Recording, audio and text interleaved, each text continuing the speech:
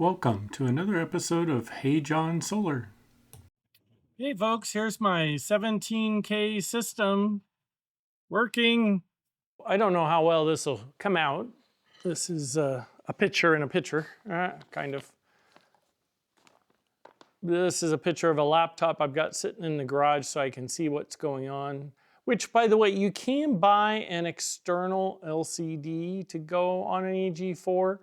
I did pick one up. I haven't installed it yet. Still trying to decide whether I'm going to do that or this. Obviously, to use the portal, you do have to have an internet connection going. So there are times when you're working on the system, and in my case, I'm down in a remote garage. So if I shut the power off because I'm working on stuff, I no longer can get to the portal. So having the LCD on the unit itself could be handy. It hasn't been a showstopper for me yet, but something to consider depending upon your situation. So what we're showing here on the page is we're showing how much electricity we're currently generating. Now, notice we only generate what we need. So this number will go down as soon as this battery gets to 100%. Even now, it's reduced. Earlier, it was in the 13s. Now it's come down. The BMS is limiting us to 400 amps charging now because we're starting to top off the battery. We're at 96%. The rest of the power is being used by the house. We have 9,263 watts going to the house right now, and most of you would probably look at that and go, wow, that's a fair amount of power going into the house. I'm currently charging the Silverado EVLT. I didn't charge it all the way last night, so I thought, well, let's throw a little more load on here. It's not costing us anything because it's, there's no grid power here coming in. So we're just charging the EVLT from the sun, which is kind of cool. And we have power to spare at this point. And once the battery's charged up, we'll see how this goes. If I remember, I'll shoot another short segment there to kind of show you. There is a graph down here. By the way, this is the consolidated. So this shows there's the grid boss and two inverters. And so you can see the individual, here's PV1 for each of the inverters and PV2 for each of the inverters as far as voltage and wattage coming off of each of the different strings. As you can see, they don't match, they don't need to match. The way I have my, and that's probably a topic, a question to an answer that I should be answering actually. I should probably do it in a different way, but we have 4 strings coming in. Each string is set up of 10 panels going from east to west. Well, so it's 5 panels on the bottom, 5 panels on the top, if you will, make up a string. And then each string moves from east to west. I do alternate them between the inverters so that the inverters are relatively loaded as well.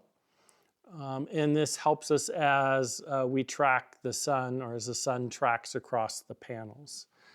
Down here below, let's see if we can make this bigger. I probably touched the wrong thing. There we go.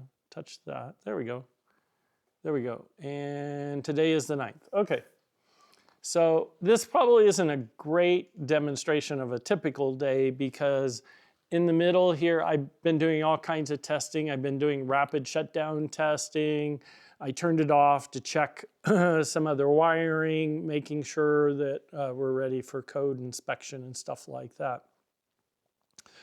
If we go back a day, if I can touch the screen correctly, should probably just use the mouse. Here's kind of what a typical day looks like for me.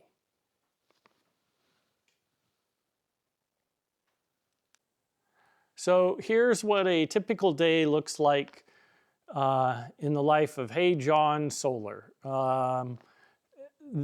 Assuming we're starting out here at midnight, battery is almost fully charged. We've been using a little bit of it overnight or in the evening hours. In the early morning hours, my EV charger kicks on, and so the battery usage climbs up with it, and it goes like this until which time the battery runs out of juice, because a Silverado EV has 4 times the amount of batteries that I have sitting on my wall. So it will never match it completely, especially if it was 100% drained. I don't normally drain even 50%. I'm usually sitting at, on the EV usage, by the time I get running around, coming home and everything, roughly around 60% state of charge. And on a typical day, I'm only charging it to 80%. So I need to go back from 60 to 80%. And that's what this represents. When we run out of battery, the grid kicks in to charge. And obviously, if I didn't have to drive early in the morning, we could wait till the sun came up and finish charging, but that doesn't work in my case. I've got to be able to go to work. So the grid kicks in and finishes tapering off this charge, but it's in the early morning, so I'm getting the best price for my electricity. Then as the day progresses, and the blue line represents the solar kicking in, and the orange line is what we're consuming, and the red line is the grid. So about 9:30 at the latest, sometimes it's earlier, we go to 0 on using grid power, and that's redlined all the way out. So that means we used 0 grid. We didn't use any grid from here to here and from here to here. So we only are using grid power in this time section, which is between 5 and, let's say 9:30, somewhere in there. The rest of the time we're completely on solar or battery. This is the state of charge of the battery. And as you can see, once the battery reaches 100%, then we stop pulling power or as much power out of the solar panels. It drops way down here to simply meet our need. So, and that is 12, 1 o'clock, between 1 and 2, that is happening. So needless to say, we still have a number of hours of sunlight that we could either be charging more batteries or potentially selling back to, in California, PG&E, which will pay me like a whopping 3 cents a kilowatt, which is nothing really, but I suppose it's something, pennies add up. Not nearly as much as they used to, though. And then you can see as we go along here, the batteries come into play a few times, and then once the sun starts to taper off, then we're going more on battery, and we're using the battery to feed us the rest of the evening type of thing. And into the morning until which time we really start ramping up to charge the EV again.